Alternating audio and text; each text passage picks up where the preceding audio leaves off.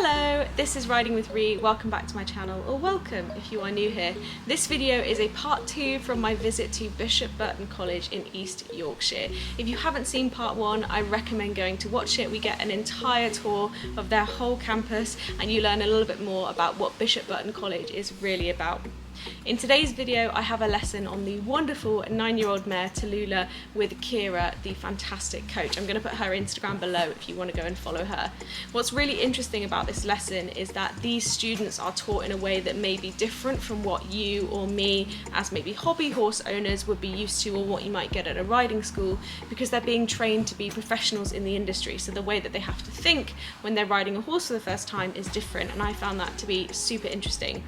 This is also the first lesson that I have filmed since, since losing Woody, actually, and the first lesson that I've filmed in a really long time. So hopefully you'll get to see what it looks like when you have someone who's really rusty on a horse. I was actually really pleased by the end, but I know that parts of it look rusty, so please be kind. And yeah, I'm really excited to share it with you. Let's have a look, and thank you so much to Bishop Burton, the entire team, and Kira and Tallulah for having me.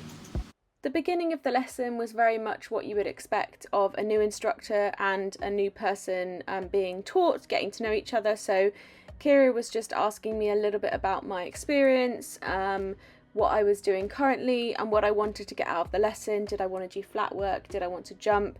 I obviously explained everything that happened with Woody and the fact that I was quite rusty in my riding, and I said that I would like to do a bit of flat work and then maybe have a little jump at the end, and she agreed that that was all fine. Once we'd had that initial discussion, she asked me just to ride Tallulah around, get a sense for how she was feeling, how I was feeling. We talked a little bit about the scales of training, and then once I'd had a chance to ride her on both reins, Kira asked me how she felt, and I was saying that she felt stiffer on one side than the other. I think we were lacking a bit of rhythm, and I also noted that she wasn't super settled in the contact, and I thought maybe I was doing something wrong that was making her sort of move around a little bit. And actually, when I watch it back on video, I don't think it was that bad. I think I just get quite paranoid about my riding ability, and obviously having had a break, everything feels a bit different than maybe it did before, and especially with riding lots of different horses. Particularly from a student point of view, they get taught about the scales of training in the classroom, and then we want to be putting that across into the moving side of from a practical viewpoint. So your scales of training are your foundation building blocks for training and riding any horse. So if you sort of imagine the leg row sitting at the top of that training pyramid, if you will, these masters, all the sets. So what's your initial assessment in the walk with Tallulah with her rhythm? It's okay. I think there are moments where she kind of drops behind the leg a little bit, and so it's not like super consistent. And I can tell it might be really, I'm not going to do it, but I can tell she's sort of up and down a little bit like this. There's a lack of consistency in our walk together. It's a little bit difficult to hear Kira and Mai's conversations because we're in such a big arena, but we had a conversation about suppleness, straightness and rhythm, and my understanding of those things, and then how I felt Tallulah felt with those three things and how I was affecting her. And if you've watched for a long time, you might know that I get like quite fixated on my own imbalances and my own sort of imbalances through the saddle, my left shoulder popping forward, which you'll notice more when we get up into the trot and the canter and things. But once we've done that, we went up into trot, and I just kind of went trotting large, changing reins so I could feel how Tallulah was feeling in terms of straightness, suppleness and rhythm in the trot. And then we moved on to an exercise to help us both get better in that. Those upwards transitions need a little bit of work to sharpen her up with the leg, you're probably feeling. And then once you've got a few transitions around the air, you can start to get her reacting a little bit more, feel like moving forward at the top. It'll be easy to start to swing these turns. She loses a little bit of balance, and therefore backs off the trot, changing the rhythm. Again, use those transitions to react to the leg.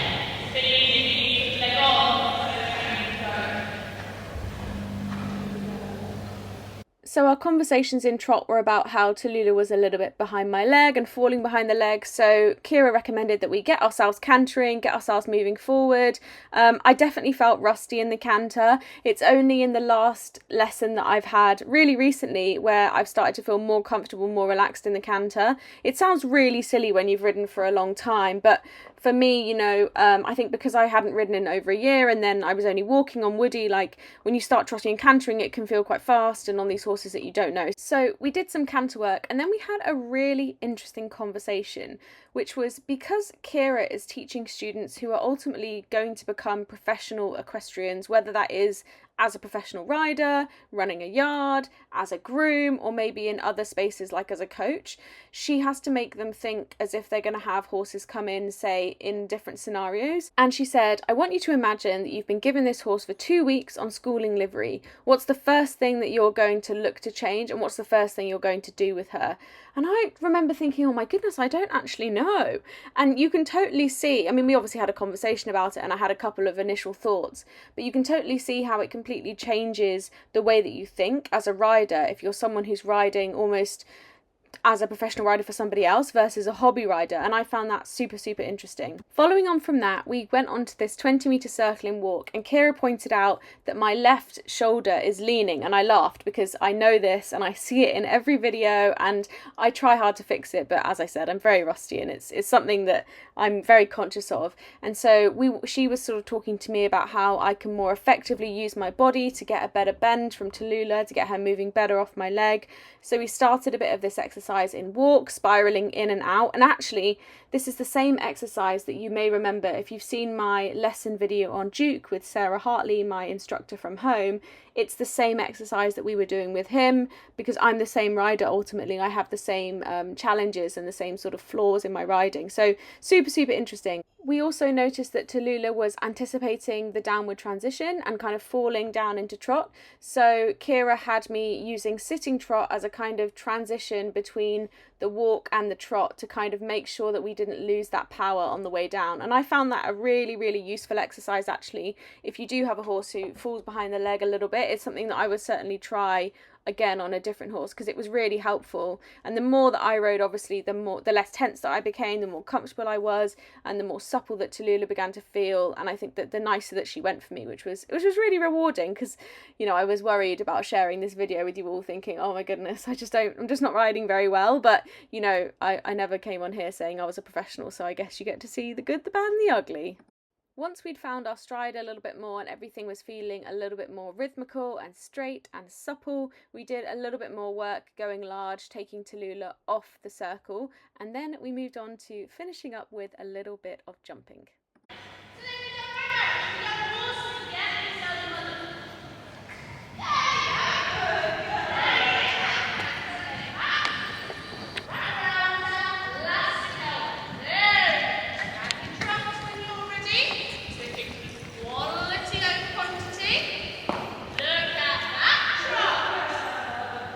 We started off with some trotting poles, and I had actually done one jump lesson before I rode Tallulah, so it was the first time that I had jumped in a year and a half. So this was the second time that I had been jumping in about a year and a half. So we started with some trotting poles. I just focused on trying to keep straight, get her in the right rhythm, and then sort of leave her to it.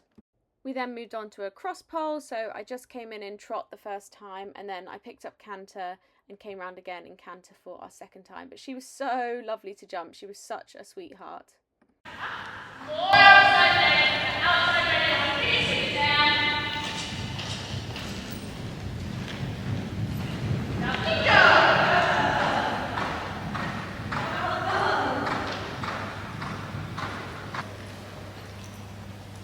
Good girl. Oh my God. Hey, jump position's nice. I know she can go, isn't she? Good.